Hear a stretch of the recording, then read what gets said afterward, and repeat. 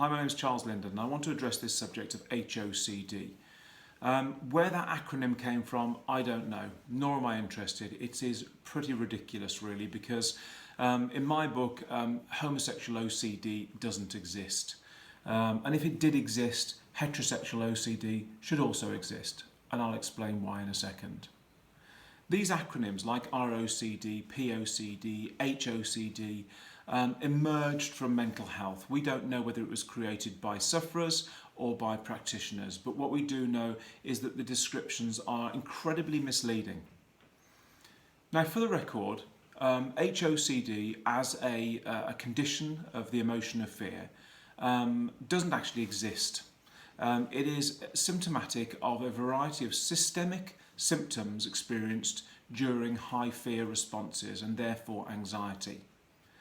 Now, OCD websites, charities, health organisations will list HOCD, discuss HOCD. People will be told that they are suffering from HOCD. They'll receive medications for HOCD. But let me tell you this. Sexuality and gender issues are fixed in humans. They are genetic presets as far as I'm concerned. You cannot and wouldn't want to change somebody's sexuality, nor would you want to change their gender. Now, whether their sexual organs dictate a membership of a particular gender genetically or not is irrelevant. If somebody is a woman inside, if they are genetically preset as a woman, their genitalia doesn't matter. Their sexuality doesn't matter. They are a woman. And the same stands for men. If women and men are born into bodies that are opposing their genetic preset, what they are and what they know themselves to be, they are what they know themselves to be. And this goes for heterosexuality, homosexuality, bisexuality.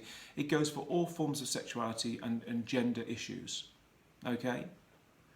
That can't be changed. This is my personal opinion. This is the opinion of geneticists and scientists who study these subjects very, very closely.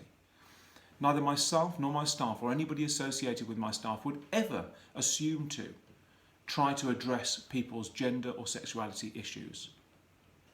What we do, however, and have done in great numbers, is we've helped people with those issues to come to terms with those issues, to transition, to come out, to be able to be the true, authentic, who they are authentically, genetically.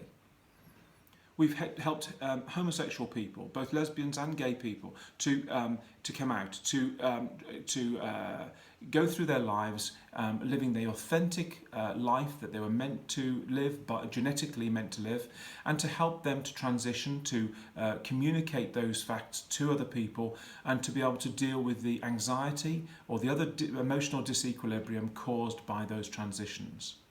Similarly, we've done the same with people with gender issues and other issues. People are people. Humans are humans. We do not assume to make any judgment or to address any issues surrounding what people are, whether that be race, creed, religion, sexuality, gender, or any other factor. We as an organisation deal with people who have anxiety. And by anxiety, I mean inappropriate fear, fear disorders. Not anxiety disorders, because anxiety is a disorder. And we think it's a nonsense that anxiety disorders are called such, because what it suggests is that you have an anxiety disorder, which is just a nonsense, I'm sure you'll agree. Getting back to this subject of HOCD.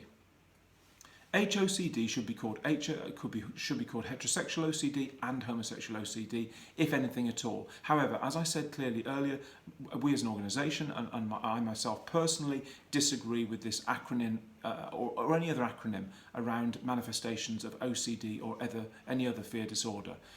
They're a nonsense. HOCD classically stands for homosexual OCD. I think it should stand for heterosexual OCD as well, and I'll explain why. HOCD has absolutely nothing to do with a person's sexuality. Whether you're heterosexual or homosexual and you come to us with the question of, what if I'm not gay? What if I am gay? Either of those questions relate only to the what if and not to the sexuality. They are the normal what if risk assessments sent out by an anxious mind. They are inappropriate versions of those what if assessments, risk assessments sent out by a non-anxious mind. What if I hit the dog in the road? What if the man kills me? What if I get shot? What if I die? These are normal risk assessments that people do every day. Normal non-anxious people. People like you and I, and people like the billions of people who inhabit this earth. It's how we stay safe. It's how we negotiate the dangers in our environments. When somebody has an anxiety disorder, they are creating inappropriate levels and also inappropriately catastrophic versions of those same risk assessments. So instead of saying, what if I die, what if I get run over, what if the car doesn't stop, or whatever the fear response happens to be, they go to the nth degree. What if I get on the bus and have a panic attack? That turns into agoraphobia. What if I don't switch the light on and off 20 times? That turns into OCD. What if I contract some horrible disease? That turns into health anxiety, or again OCD. They're all manifestations of the same risk assessments, just with different subject matter. In some heterosexual people, both men and women, they do a risk assessment based on their sexuality.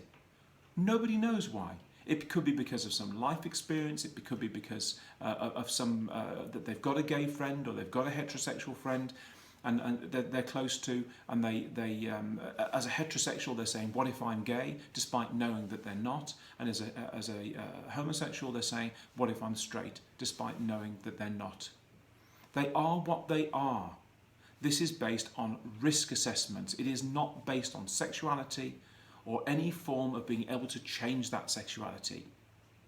It is my strong belief, and I reiterate, and it is that of my organisation and everybody we work with, that sexuality is preset genetically in us, and it's something that we have to deal with on a sociological level, regardless of the impact of that, in order to live the life, the authentic life that we were meant to live genetically.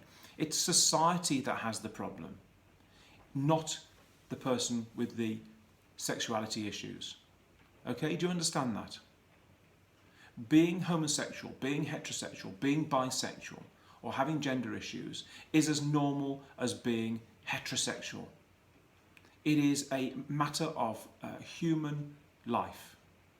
And I'm pretty certain, and I don't know, that this runs through a wide variety of animals on this planet, not just us. You know, we're the ones that can talk about it and discuss it and be bigoted and prejudiced because we have the power of speech. However, that does not mean that it doesn't happen elsewhere in other in the animal kingdom. We are descended from the great ape. We are great ape. We are animals. Sociologically, physiologically, neurologically, we have developed to be what we are today. And we have to accept what we are. And we have to learn that a society has to accept what we are. And at any level throughout society, prejudice causes conflict. If you suffer from HOCD, whether you're gay or straight, come to us, speak to our staff, understand it in the context of not only the psychology and neurology and the physiology, but also in the context of recovery, of the anxiety disorder you're experiencing, and how to use what we know to be the scientific solution to recovering from those disorders. If anybody tries to tell you that we try to change your sexuality, if anybody tries to tell you that it's possible to change your sexuality, if anybody tries to infer that there are people out there who can help you to change your sexuality to lead a more eventful life, it is my advice not to listen to them. Steer well away from them. When I've been interviewed about HOCD, very small-minded journalists and other people that have tried to interpret what I've said, which I've said to you right now, have twisted what I've said to lead people to believe that it is possible in some way to change your sexuality, or that there are people out there who would attempt to do so. Don't listen. Again, we've helped many thousands of gay and straight people and bisexual people and people with gender issues to overcome the anxieties they feel around those issues.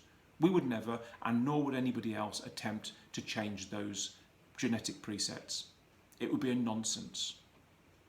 I hope this has made sense to you. If you suffer from HOCD, ROCD, POCD, or any other form of OCD, anxiety, panic disorder, agoraphobia, health anxiety, derealization, depersonalization, eating disorders, self-harming, or any other manifestation of inappropriate fears of the levels of the emotion of fear, come to us, speak to us, and you will get the correct advice. I hope this has made sense to you, and I hope it's been supportive to you and to what you believe about yourself and believe about these issues sociologically.